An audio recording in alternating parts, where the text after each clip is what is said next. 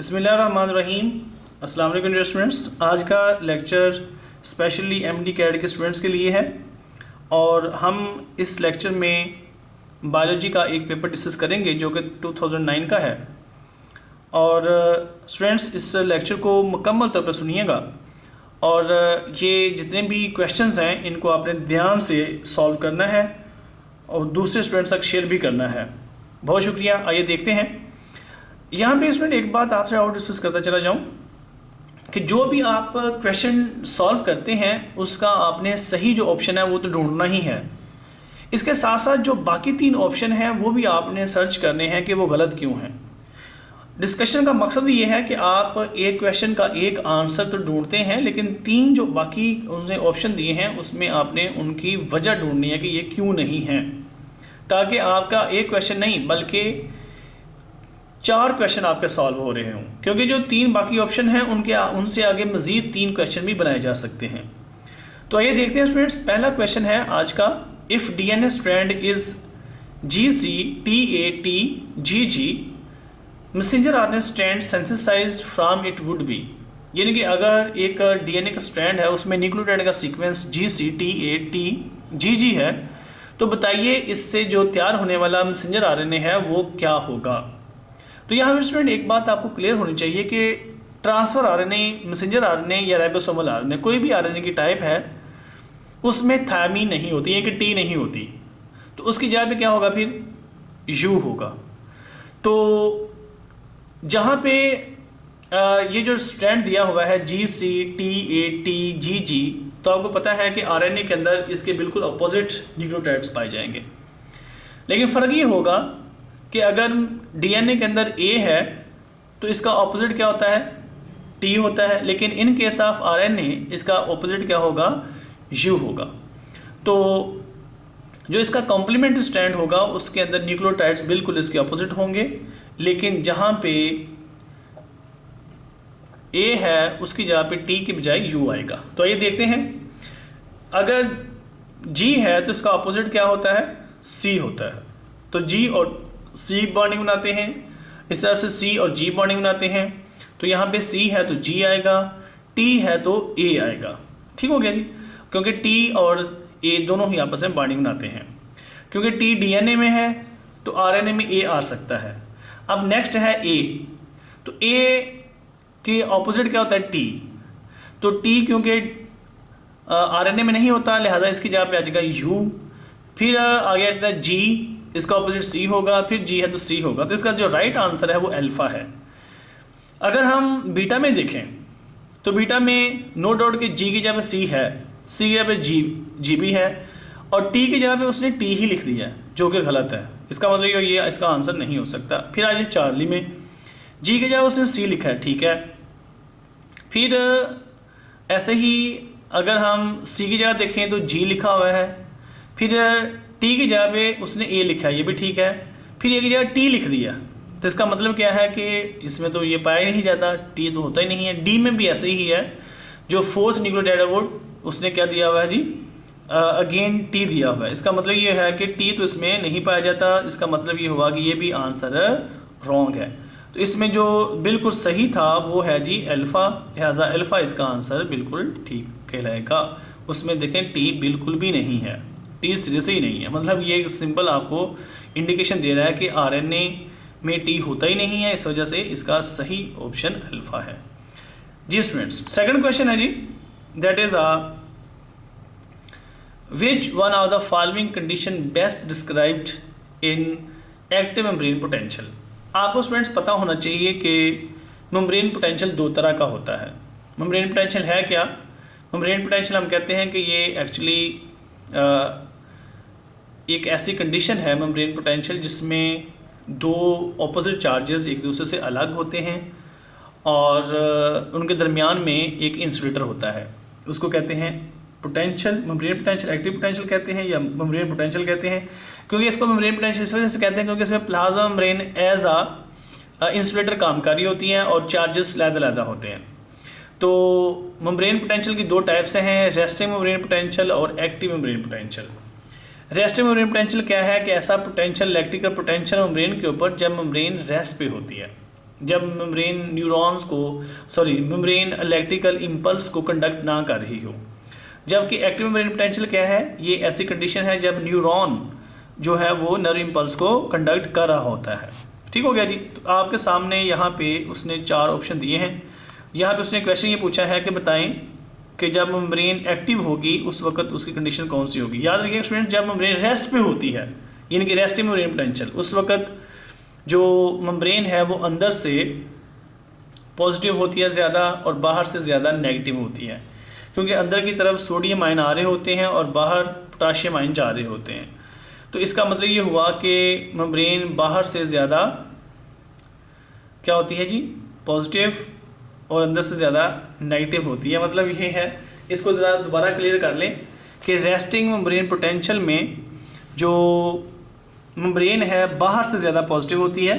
ये बात क्लियर कर लें, दोबारा सुने जी। मेम्ब्रेन बाहर से ज़्यादा पॉजिटिव होगी और अंदर से ज़्यादा नेगेटिव होगी, क्योंकि सोडियम आयन बाहर जा रहे होते हैं और पोटाशियम आयन अंदर, और इसके अलावा पोटाशियम आयन बाहर लीक भी हो रहे होते हैं।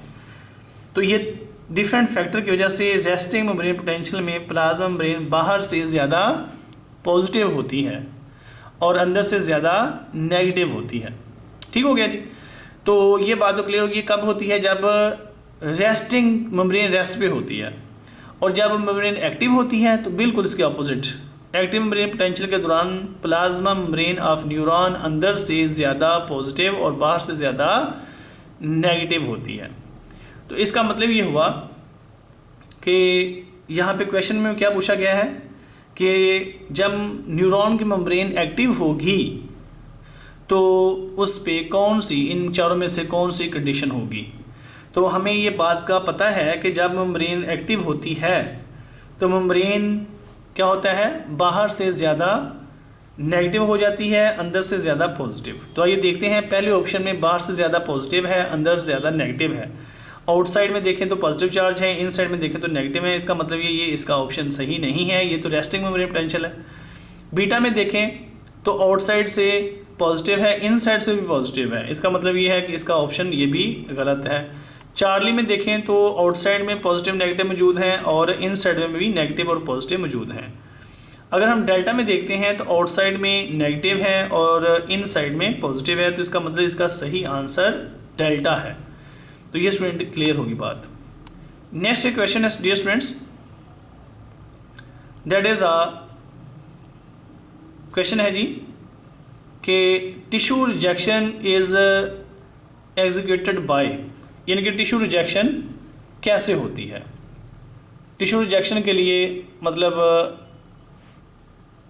हमारे पास कौन से सेल इस्तेमाल होते हैं। तो आइए देखते हैं, इसने ऑप्शन दिए हैं जी, both B and T cells. ठीक हो गया जी। ऑप्शन कौन सा है जी, both B and T cells. फिर दूसरा ऑप्शन है जी सिर्फ मोनोसाइट्स, और तीसरा ऑप्शन है जी चार्ली में लिखा है जी बी लिम्फोसाइट्स, और डेल्टा में लिखा है टी लिम्फोसाइट्स। तो इसमें इसने 4 ऑप्शन दिए हैं। दोबारा क्वेश्चन क्या है जी, हमारे बॉडी में टिश्यू रिजेक्शन में कौन से सेल इन्वॉल्व हैं। ठीक हो गया जी। टिश्यू रिजेक्शन क्या है, जब हमारी बॉडी में हमारी बॉडी के अकॉर्डिंग कोई टिश्यू मैच ना कर रहा हो, ऑर्गन ट्रांसप्लांटेशन के दौरान, टिश्यू ट्रांसप्लांटेशन के दौरान, तो वो हमारे बॉडी के कुछ सेल ऐसे होते हैं जो इसको रिजेक्ट करते हैं, मतलब वो उसको एक्सेप्ट नहीं होने देते। वो क्या करते हैं कि टिश्यू की प्रोटीन्स या सेल की प्रोटीन आपस में मैच ना होने की वजह से वो इसको रिजेक्ट कर देते हैं और वो बॉडी के अंदर फंक्शनली तौर पर वो काम नहीं करते। तो क्वेश्चन ये पूछा गया है कि कौन से सेल हैं जो ऐसा काम करते हैं। पहले ऑप्शन में है बी और टी सेल, यानी कि बीटा यानी कि बी लिम्फोसाइट्स और T lymphocytes. B stand for bursa of Fabricius, और ये एक ऐसा आप कह लें कि बर्ड्स में एक ऐसा ऑर्गन है, ऐसा पार्ट है जहाँ से ये सबसे पहले बी लिम्फोसाइट डिस्कवर हुए थे। टी स्टैंड फॉर थाइमस, ये आपको पता होना चाहिए स्टूडेंट्स, ये एक हार्ट के पास नियर हार्ट, ये एक आपको पता होना चाहिए कि ये लिम्फोसाइट लिम्फेटिक सिस्टम का एक पार्ट है। बी जो बर्सा फैब्रिकियस है ये भी लिम्फेटिक सिस्टम का ही पार्ट है, और टी यानी थाइमस भी लिम्फेटिक सिस्टम का ही पार्ट है, और ये टी सेल बनाता है। तो इसको थाइमस से ये वर्ड निकला है टी। तो ये दोनों ही लिम्फोसाइट्स हैं। मोनोसाइट्स भी हमारे वाइट ब्लड सेल्स हैं।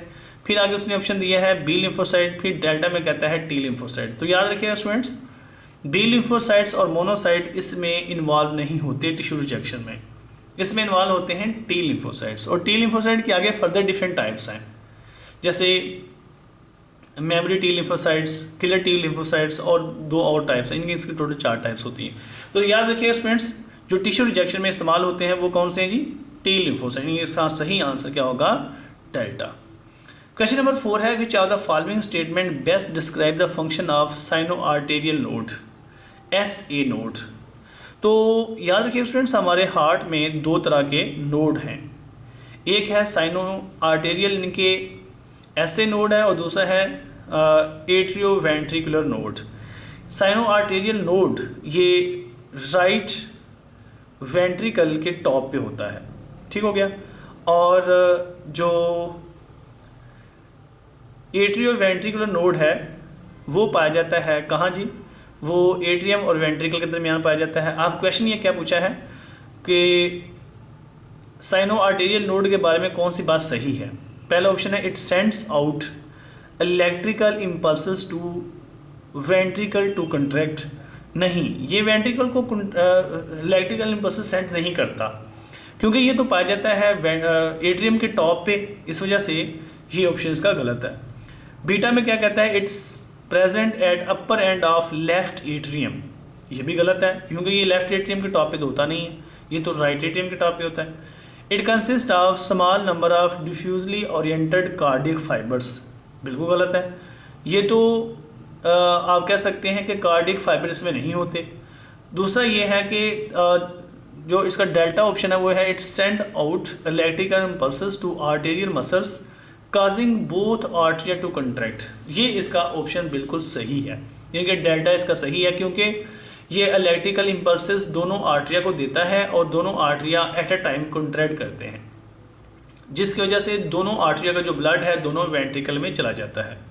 उसके बाद फिर एट्रियो वेंट्रिकुलर नोड वो इलेक्ट्रिकल इम्पल्सेस सेंड करता है वेंट्रिकल को, और वेंट्रिकल कंट्रैक्ट करते हैं, जिसकी वजह से ब्लड हार्ट से बाहर आता है।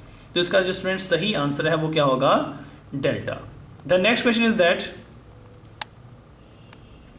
The central cavity of kidney where urine is collected after filtration is known as. यानी कि किडनी का जो आप कह लें कि सेंट्रल कैविटी कौन सी है जिसके अंदर क्या होता है जी? ब्लड फिल्ट्रेशन के, सॉरी, जो यूरिन है वो फिल्ट्रेशन के दौरान इकट्ठा होता है।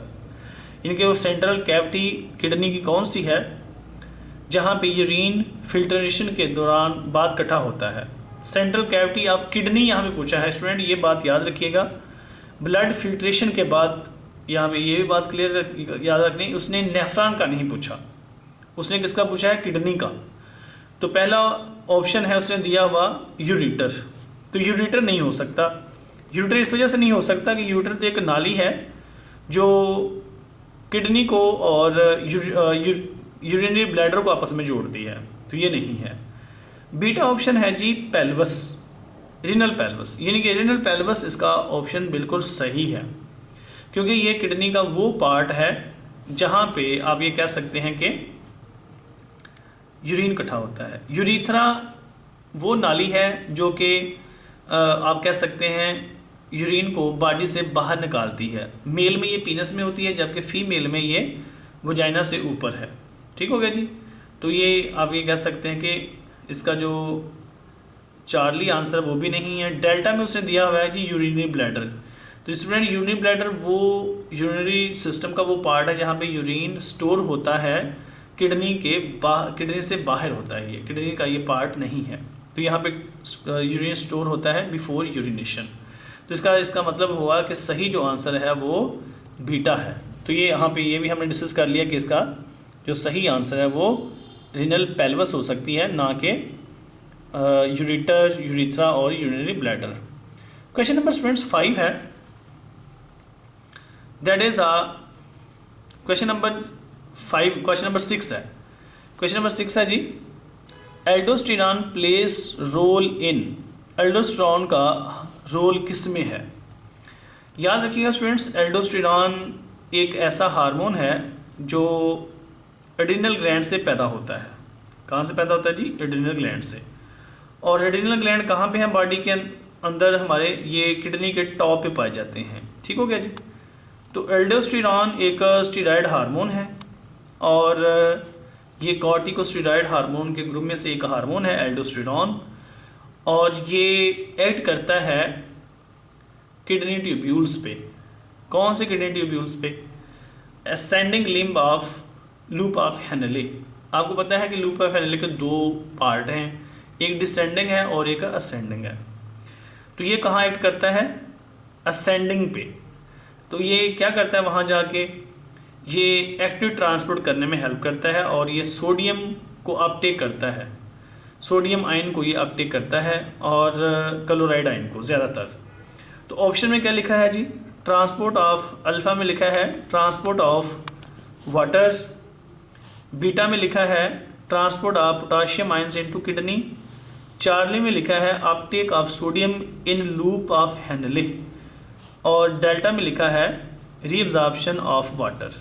तो इसका जो सही आंसर है, जो डायरेक्ट इससे लिंक करता है, वो है Charlie, Uptake of sodium ion in loop of Henle. इनके लूप ऑफ हेनले में ये काम कर रहा है।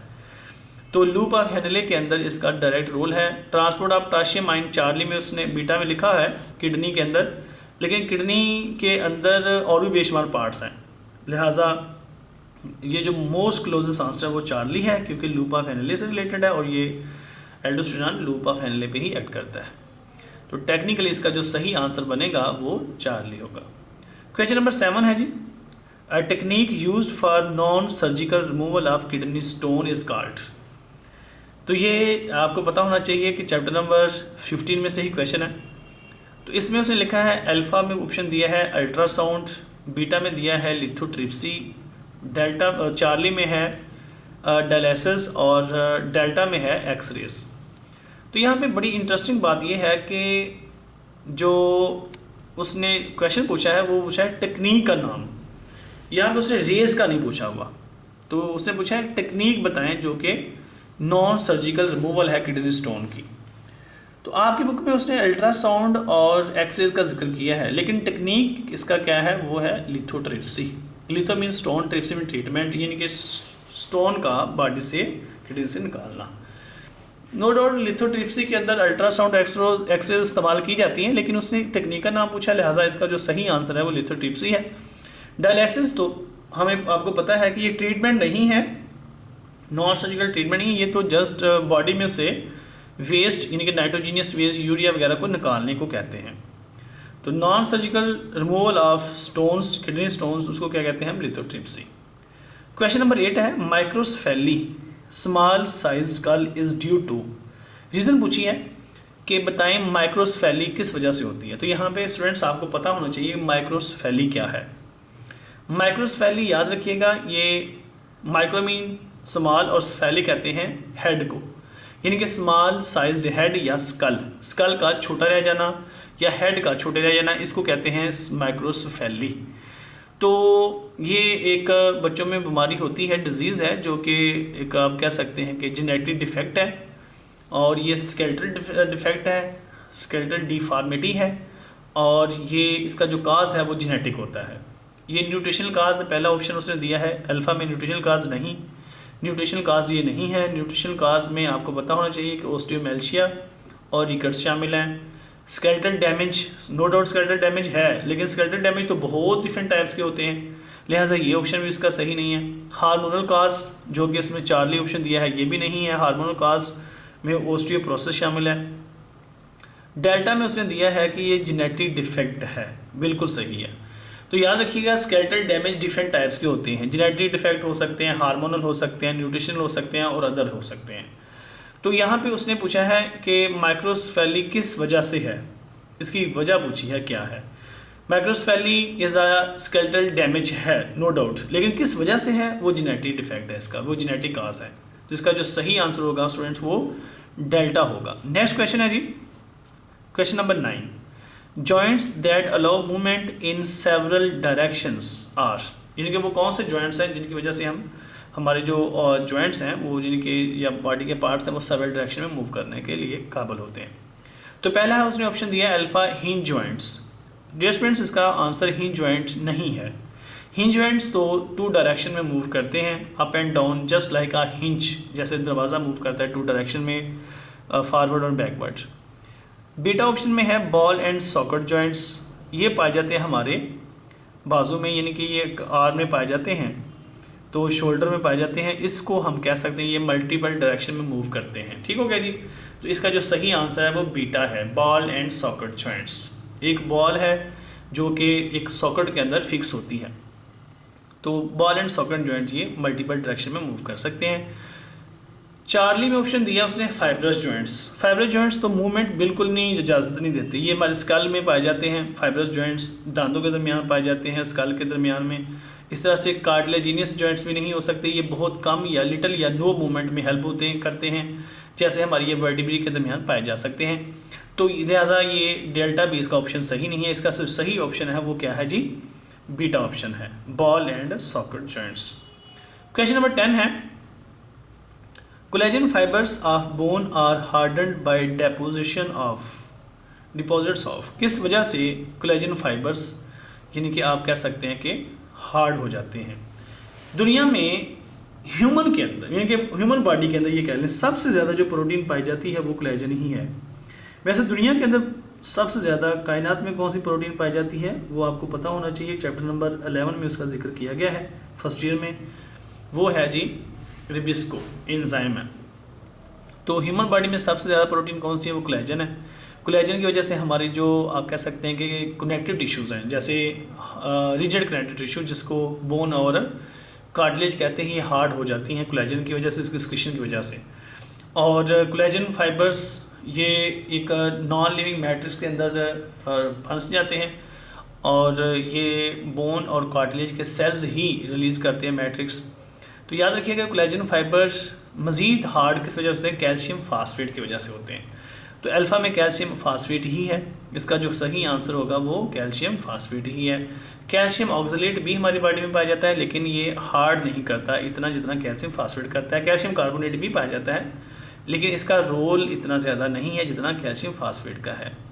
और डेल्टा में उसने ऑप्शन दिया है कैल्शियम बाइकार्बोनेट। तो स्टूडेंट्स याद रखिएगा कैल्शियम बाइकार्बोनेट भी इसका सही आंसर नहीं है। जो मोस्ट क्लोजेस्ट आंसर है वो क्या है जी, कैल्शियम फास्फेट है।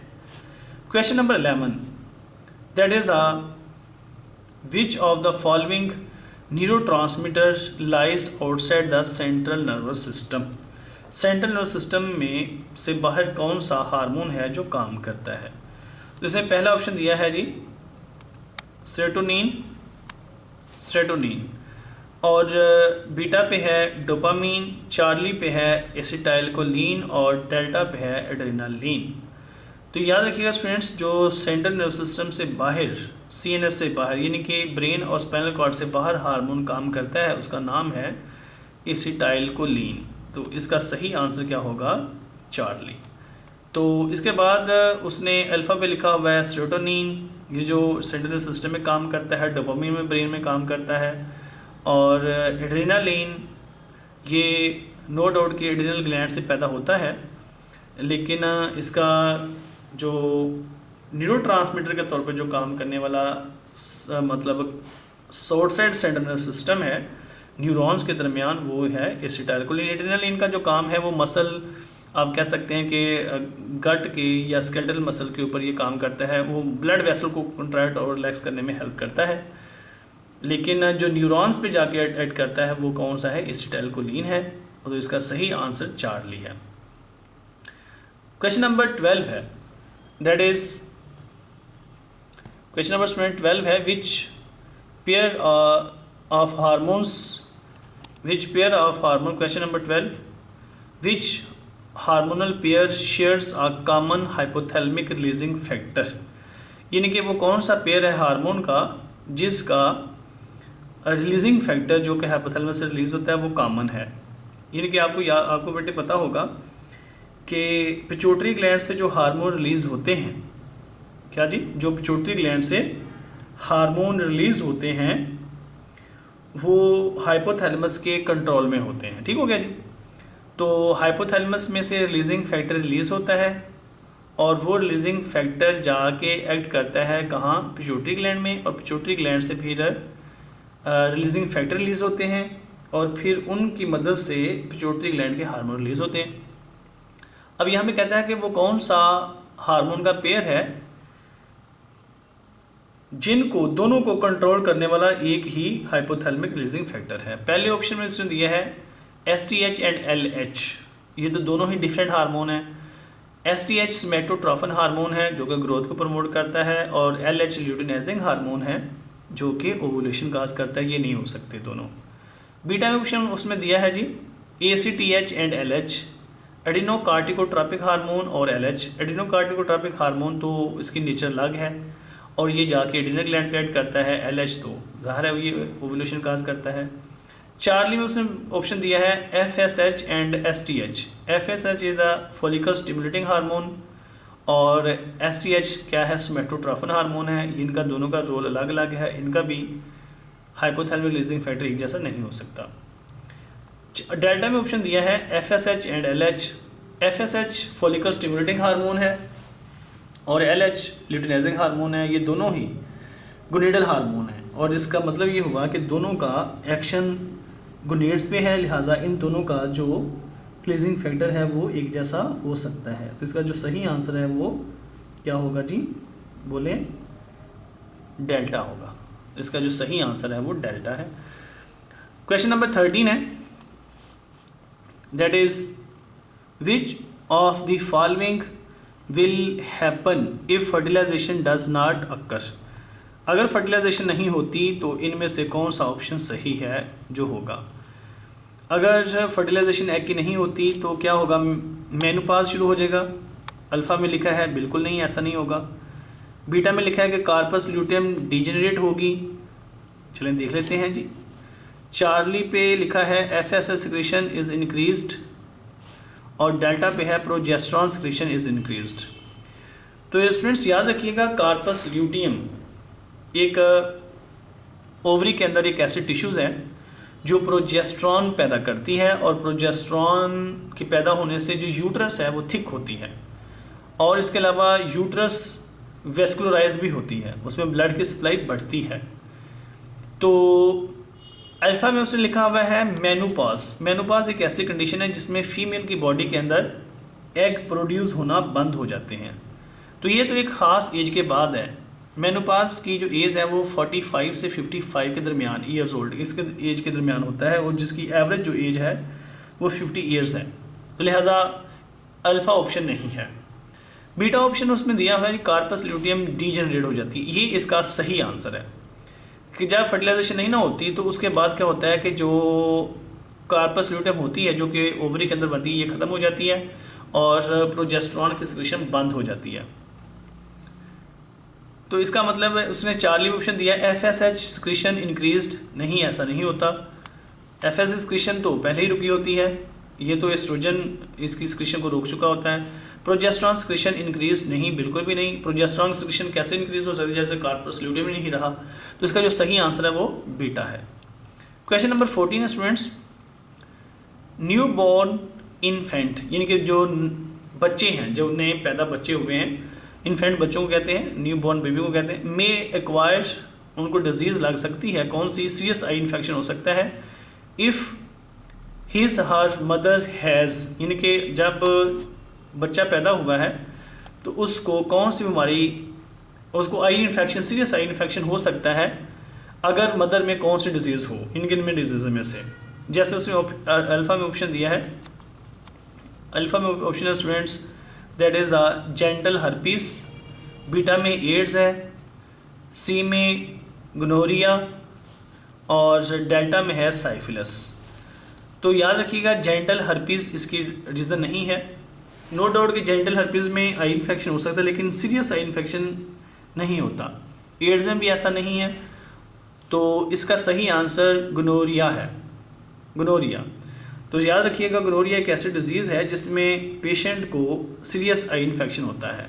डेल्टा में साइफिलिस है, साइफिलिस में भी सीरियस आई इन्फेक्शन नहीं होता। आई इन्फेक्शन पॉसिबल हो लेकिन सीरियस साइड इन्फेक्शन नहीं होता।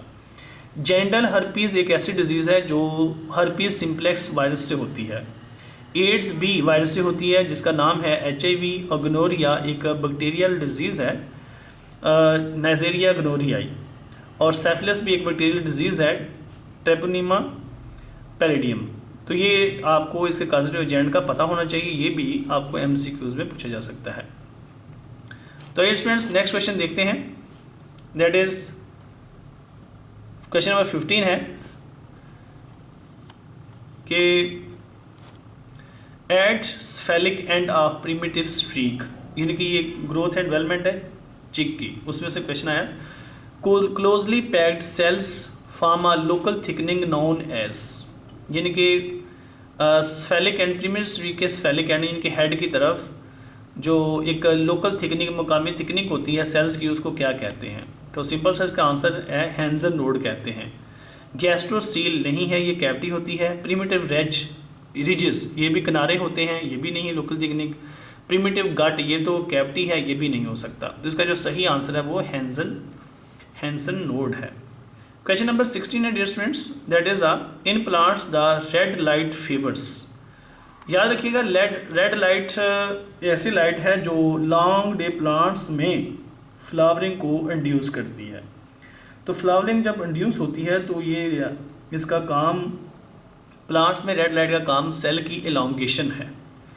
तो अल्फा में उसने ऑप्शन दिया इन्हांस सेल डिफ्रेंशिएशन, तो गलत है, ये इसका आंसर नहीं है। बीटा में लिखा था है जी एलोंगेशन ऑफ सेल्स, ये इसका सही आंसर है। चार्ली में लिखता है मैचुरेशन ऑफ सेल, बिल्कुल भी नहीं है। इन्हांसमेंट ऑफ सेल डिवीजन, ये भी नहीं है। तो सही आंसर है वो सेल की एलोंगेशन है, सेल लंबे होते हैं।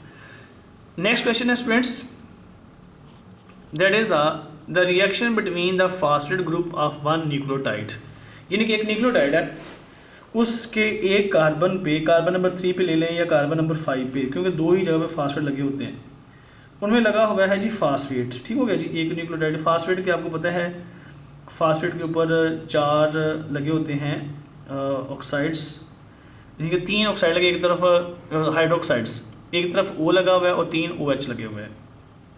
ठीक हो गया जी। तो कहता है कि एक उसने क्वेश्चन पूछा है, वो कहता है कि रिएक्शन हुआ है फास्फेट ग्रुप का एक न्यूक्लियोटाइड का और हाइड्रोक्सो ग्रुप है किसी और का DNA सिंथेसिस में, तो बताएं कि क्या होगा। यानी कि एक तरफ फास्फेट ग्रुप है, दूसरी तरफ हाइड्रोक्सो ग्रुप है किसी और का। तो इन दोनों के दरमियान स्टूडेंट्स जब भी बॉन्ड बनता है, याद रखिएगा एक तरफ से OH निकलता है, एक तरफ से H निकलता है, तो वाटर निकलता है, और जिसकी तरफ से उनके दरमियान एक बॉन्ड बन जाता है एस्टर बॉन्ड। ठीक हो गया जी। तो एस्टर बॉन्ड बनाने के लिए वाटर का मॉलिक्यूल निकलता है, और वाटर के मॉलिक्यूल के निकलने को डिहाइड्रेशन का प्रोसेस कहते हैं या फिर कंडेंसेशन। तो यहाँ पे उसने ऑप्शन में दिया हुआ है, अल्फा में दिया हुआ है जी क्या, अल्फा में दिया उसने डिहाइड्रेशन, बीटा में दिया है रिहाइड्रेशन, चार्ली में है ऑक्सीडेशन और डेल्टा में है रिडक्शन। तो इसका सही आंसर डिहाइड्रेशन है, वाटर का मॉलिक्यूल यहाँ पे निकल रहा है। तो इसका जो सही आंसर होगा वो अल्फा होगा।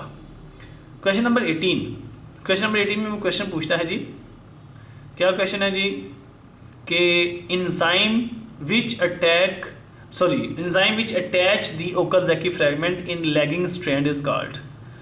जब DNA की रेप्लिकेशन होती है ना जी, तो 2 तरह के स्ट्रैंड बन रहे होते हैं, एक को कहते हैं हम लीडिंग स्ट्रैंड, एक को कहते हैं हम लैगिंग स्ट्रैंड। ठीक हो गया। लीडिंग स्ट्रैंड मुसलसल तौर पर ग्रो करता है, उसमें फ्रैगमेंट्स नहीं बनते, लेकिन लैगिंग स्ट्रैंड ऐसा है जो रेप्लिकेशन फोर्क से अवे ग्रो करता है और उसमें छोटे छोटे फ्रैगमेंट्स बनते हैं जिनको ओकाज़की फ्रैगमेंट कहते हैं। अब जब RNA प्राइमर बीच में से उतर जाते हैं, ठीक हो गया, RNA प्राइमर उतर जाते हैं, जो अब RNA प्राइमर उतरते हैं तो RNA प्राइमर के उतरने की वजह से बीच में गैप बन जाते हैं। RNA प्राइमर की जगह पे DNA का स्ट्रैंड आता है, तो जब वो स्ट्रैंड RNA के प्राइमर की जगह पे और जो ओकाज़की फ्रैगमेंट के दरमियान में गैप रह जाते हैं, वो गैप को कौन सा एंजाइम फिल करता है? तो अल्फा में ऑप्शन दिया हुआ है रेस्ट्रिक्शन एंडोन्यूक्लियस, बिल्कुल भी नहीं, ये तो DNA को तोड़ने में हेल्प करते हैं। प्राइमेस बिल्कुल भी नहीं, ये तो RNA प्राइमर बनाते हैं। चार्ली पे ऑप्शन है DNA हेलिकेस, ये भी बिल्कुल नहीं है, ये तो नाइट्रोजन बेसिस के दरमियान में, यानी कि DNA के जो दो स्ट्रैंड होते हैं उनको आपस में एक दूसरे से अलग अलग करते हैं। डेल्टा पे है डीएनए लाइगेज। जी बिल्कुल, ये आंसर इसका बिल्कुल सही है। तो इसका जो सही आंसर होगा वो डेल्टा होगा, यानी कि डीएनए लाइगेज इसका सही आंसर है, डेल्टा। नेक्स्ट क्वेश्चन है जी क्वेश्चन नंबर 19। क्वेश्चन नंबर 19 है जी। क्वेश्चन नंबर 19 में वो पूछता है, बल्कि क्वेश्चन नंबर 19 नहीं, हाँ जी 19 है। ये क्वेश्चन दोनों रिपीट हुए हैं, 18 और 19 दो दफ़ा ये प्रिंट हो गए हैं। चलें कोई बात नहीं, इसको ज़रा हम देख लेते हैं। तो क्वेश्चन है जी, इंजाइम 19 इन फिनाइल कीटोनूरिया, ये एक म्यूटेशनल डिसऑर्डर है, म्यूटेशन से होती है ये। चैप्टर नंबर 20 के लास्ट में ये मेंशन किया गया कि phenyl alanine is not degraded because of defective enzyme. कौन सा इंजाइम है जिसके डिफेक्टिव होने की वजह से फिनाइल एलानिन नहीं टूटती? ऑप्शन में लिखा है फिनाइल एलानिन हाइड्रोजिनेज, बीटा पे है फिनाइल एलानिन फास्फेट, चार्ली पे है फिनाइल एलानिन ऑक्सीडेज और डेल्टा पे है नन ऑफ दीज। तो स्टूडेंट इसमें से कोई भी नहीं है। इसका सही आंसर होना चाहिए था फिनाइल एलानिन हाइड्रोक्सिलेज। क्या नाम होना चाहिए था? Phenyl alanine hydroxylase. तो यहाँ पे वो कोई भी नहीं है, तो इसका सही आंसर क्या होगा? डेल्टा, यानी कि नन ऑफ दीज। नेक्स्ट आते हैं जी क्वेश्चन नंबर 18 है, males with XXY chromosome suffer from, यानी कि अगर मेल के अंदर एक X एक्स्ट्रा आ जाए तो कौन सी बीमारी पड़ेगी? यानी कि कौन सी बीमारी होगी? तो स्टूडेंट्स देखते हैं, मेल में वैसे तो X और Y क्रोमोसोम होता है। अगर उसमें एक X क्रोमोसोम ज़्यादा आ जाए तो उसमें फीमेल के करैक्टर अपीयर हो जाते हैं। तो अल्फ़ा में लिखा है क्लाइनफेल्टर सिंड्रोम, बीटा में है जैकब सिंड्रोम, चार्ली में है डाउन सिंड्रोम और डेल्टा में है एडवर्ड सिंड्रोम। तो ये देखते हैं, क्लाइनफेल्टर सिंड्रोम इसका सही आंसर है। क्लाइनफेल्टर सिंड्रोम में क्या होता है? एक्स्ट्रा X क्रोमोसोम आ जाता है। एक भी आ सकता है, दो भी आ सकते हैं और तीन भी आ सकते हैं। जैकब सिंड्रोम के अंदर स्टूडेंट्स क्या होता है? Y क्रोमोसोम एक्स्ट्रा होता है। डाउन सिंड्रोम में 21 क्रोमोसोम एक्स्ट्रा होता है और एडवर्ड सिंड्रोम के अंदर 18 क्रोमोसोम एक्स्ट्रा होता है। तो इसका जो सही आंसर है वो कौन सा है? क्वेश्चन नंबर 18 का, that is the Klinefelter syndrome. तो आइए 19 क्वेश्चन जो है दोबारा से रिपीट हुआ है, बल्कि हाँ ठीक है जी 19 क्वेश्चन रिपीट हुआ है। तो यहाँ पे लिखा है internal programme of events and sequence of morphological changes by which cell commits a suicide is collectively called. तो स्टूडेंट्स का जो सही आंसर है वो क्या है जी? डेल्टा है, एपोप्टोसिस। अल्फा में दिया है नेक्रोसिस जो कि एक्सीडेंटल सेल डेथ है। बीटा में दिया है एपिस्टेसिस। एपिस्टेसिस क्या होता है कि एक जीन या अलील एक क्रोमोसोम पे पाई जाती है, उसका अफेक्ट किसी और जीन या अलील पे होना किसी और क्रोमोसोम पे या किसी और लोकस पे, इसको एपिस्टेसिस का नाम देते हैं। मेटास्टेसिस क्या है? मेटास्टेसिस क्या होती है जी? कैंसर का फैलना, कैंसर सेल का एक जगह से दूसरी जगह फैलना है मेटास्टेसिस। तो डियर स्टूडेंट्स इसका जो सही आंसर है वो 19 क्वेश्चन का वो है डेल्टा, यानी कि एपोप्टोसिस इसका सही आंसर है। एपोप्टोसिस को कहते हैं programmed cell death. Next question है 20, that is a phragmoplast is formed from vesicle which originate from, यानी कि जो फ्रैग्मोप्लास्ट हैं वो बनते हैं वेसिकल से, और पूछता है कि इनके जो वेसिकल हैं वो कहाँ से ओरिजिनेट होते हैं। तो स्टूडेंट्स आइए देखते हैं, इसके ऑप्शन में उसने लिखा हुआ है स्मूथ एंडोप्लाज्मिक रेटिकुलम, बिल्कुल भी नहीं। दूसरा है गोल्जी कॉम्प्लेक्स, हाँ बिल्कुल। प्लांट्स के अंदर जब सेल डिवीजन होती है तो दो सेल के दरमियान में एक प्लेट बनती है जिसको सेल प्लेट का नाम देते हैं या फ्रैग्मोप्लास्ट का, जो कि गोल्जी apparatus से ही बनती है। राइबोसोम से बिल्कुल भी नहीं बनती। राइबोसोम प्रोटीन बनती हैं। रफ एंडोप्लाज्मिक रेटिकुलम भी इसमें इन्वॉल्व नहीं है, ना ही स्मूथ एंडोप्लाज्मिक रेटिकुलम इन्वॉल्व है। क्वेश्चन नंबर 21 कहता है कि जब फिनोटाइप पहले आपको बताना चाहिए क्या होता है। फिनोटाइप कहते हैं किसी चीज़ के किसी ट्रेट के अपीयरेंस को, किसी ट्रेट या किसी करैक्टर के अपीयरेंस को कहते हैं फिनोटाइप। यानी कि जो जानदार जिस तरह का दिखता है, कलर है, उसका साइज़ है, उसकी हाइट है, ये सारे उसके जो फिजिकल कैरेक्टरिस्टिक्स जो अपीयर हुए हैं उसको फिनोटाइप का नाम देते हैं। कहता है कि when phenotype of a heterozygote, heterozygote ऐसा इंडिविजुअल होता है जिसमें किसी एक ट्रेट के लिए दो जीन डिफरेंट हो या दो अलील डिफरेंट हो एक ट्रेट के लिए। मसलन फर्ज करें हाइट है, तो हाइट की उसमें दो डिफरेंट अलील पाई जाए, कैपिटल टी और स्मॉल टी, तो ऐसे इंडिविजुअल को हेट्रोजाइगोट कहते हैं उस ट्रेट के लिए। ठीक हो गया।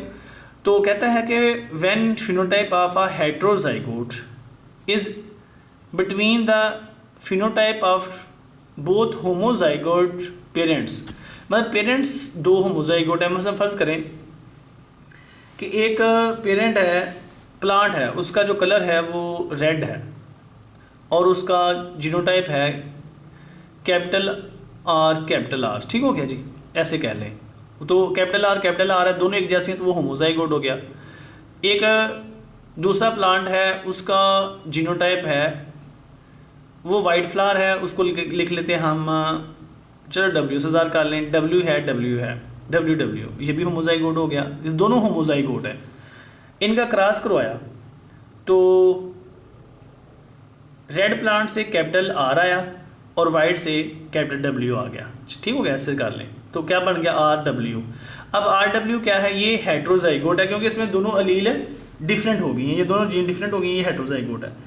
कहता है जब इसका जो फिनोटाइप है वो इंटरमीडिएट हो, ना रेड हो ना वाइट हो बल्कि पिंक हो जाए, तो बताएं कौन सी डोमिनेंस होगी।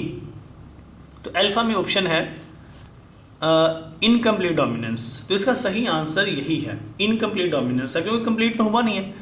अगर कंप्लीट होता तो या रेड होता या वाइट होता, तो लिहाजा कंप्लीट नहीं है, लिहाजा ये इनकम्प्लीट है क्योंकि इन बिटवीन आ गया है, ना वो रेड है ना वाइट है बल्कि पिंक आ गया है। एपिस्टेसिस हम ऊपर डिस्कस कर चुके हैं कि एपिस्टेसिस क्या है, that is the effect of allele या a gene from one locus to another gene और allele that is present any other locus and chromosome, या किसी और क्रोमोसोम। पेलियोट्रॉपी क्या है कि जब एक सिंगल जीन या अलील एक से ज़्यादा ट्रेड को कंट्रोल कर रही हो उसको पेलियोट्रॉपी कहते हैं। को डोमिनेंस भी नहीं हो सकता, को डोमिनेंस में दो डिफरेंट जीन या अलील क्या कर रही होती है, एक ही ट्रेड को कंट्रोल कर रही होती है, तो लिहाजा ये भी नहीं हो सकता। ठीक हो गया जी। इसका जो सही आंसर है वो क्या है, अल्फा है, यानी कि अल्फा से मुराद ए। ठीक हो गया जी। नेक्स्ट क्वेश्चन है क्वेश्चन नंबर 22। ठीक हो गया जी। Which one correct about RH blood, यानी कि इनमें से कौन सा ऑप्शन जो है ना वो RH ब्लड के लिए सही है। क्वेश्चन नंबर 22 है जी, क्वेश्चन नंबर 22 है। विच one correct about RH blood, कहता है जी RH ब्लड के बारे में कौन सा क्वेश्चन सही है, कौन सा इसमें ऑप्शन सही है। RH blood will produce anti-RH antibodies if given RH blood, यानी कि RH ब्लड को अगर हम RH ब्लड ही दे दें तो वो RH एंटीबॉडीज़ पैदा करेगा, बिल्कुल भी ऐसा नहीं होगा। ठीक हो गया। RH पॉजिटिव को आप RH पॉजिटिव को ब्लड भी दे सकते हैं, RH नेगेटिव भी दे सकते हैं, तो RH एंटीबॉडी प्रोड्यूस नहीं होंगी। RH एंटीबॉडीज़ कुदरती तौर पे किसी भी ब्लड में नहीं पाई जाती। बीटा पे है can not produce anti-RH antibodies in any case, नहीं एनी केस में नहीं। अगर हम किसी भी वो कहता है कैन नॉट प्रोड्यूस, नहीं ऐसा नहीं हो सकता, ये प्रोड्यूस कर सकता है, RH एंटीबॉडीज़ पैदा कर सकता है, एनी केस में नहीं, ये पैदा कर सकता है। ठीक हो गया जी। Cannot produce anti-RH antibodies in any case. Charlie पे लिखता है RH antigen are present on RBCs, ये इसका ऑप्शन बिल्कुल सही है। RH एंटीजन्स आर प्रोड्यूस, ये RH एंटीजन्स की वजह से RH एंटीजन की वजह से ही एक्चुअली आप कह सकते हैं कि RH पॉजिटिव ब्लड होता है और ये RH एंटीजन्स ये रेड ब्लड सेल की सरफेस पाई जाती हैं। डेल्टा पे बताता है RH antibodies are present in blood, ये ब्लड में नहीं होती। RH एंटीबॉडीज़ ये कभी भी मतलब आप कह सकते हैं कि ब्लड के अंदर नेचुरल तौर पे नहीं होती। इसका सही आंसर चार्ली है। इसका किसी हद तक आंसर बीटा भी ठीक है, लेकिन इसका जो सही आंसर है वो चार्ली है। तो दोनों में से भी आप लगा सकते हैं, क्योंकि RH जो RH पॉजिटिव ब्लड है ना जी, उसमें RH एंटीबॉडीज़ बनती नहीं हैं, ये ज़्यादातर बनती हैं RH नेगेटिव में। क्वेश्चन नंबर 23 है टेम्परेचर इनसेंसिटिव, यानी कि टेम्परेचर का जिसके ऊपर इफेक्ट नहीं होता। टेम्परेचर इनसेंसिटिव यानी कि थर्मोस्टेबल एंजाइम जो कि PCR में इस्तेमाल होता है वो कौन सा है। अल्फा में ऑप्शन है DNA पॉलीमरेज 1, ठीक हो गया जी। बीटा में है DNA पॉलीमरेज 3, चार्ली पे है DNA लाइगेज और डेल्टा पे है टैग पॉलीमरेज। तो डियर स्टूडेंट्स, इसका जो सही आंसर है वो डेल्टा है, TAQ। T stand for thymus, और सॉरी थाइमस क्या दिया, थर्मस, और ये से मराद है एक्वेटिकस, यानी कि थर्मस एक्वेटिकस बैक्टीरियम है जो कि हॉट स्प्रिंग में पाया जाता है, उसमें से ये एंजाइम लेते हैं पॉलीमरेज, और यही एंजाइम ऐसा है जो कि आप कह सकते हैं टेम्परेचर इनसेंसिटिव है, यानी कि थर्मोस्टेबल है। नेक्स्ट क्वेश्चन है students, that is cloning is a form of, ठीक हो गया जी। क्लोनिंग क्या है? क्लोनिंग याद रखिएगा स्टूडेंट्स, ये एक ऐसा प्रोसेस है जिसमें कोई जानदार प्रोड्यूस किया जाता है, आइडेंटिकल कॉपी पैदा की जाती है। कैसे पैदा की जाती है? एसेक्सुअल प्रोसेस के तहत। तो ये देखते हैं इसके ऑप्शन कौन से हैं।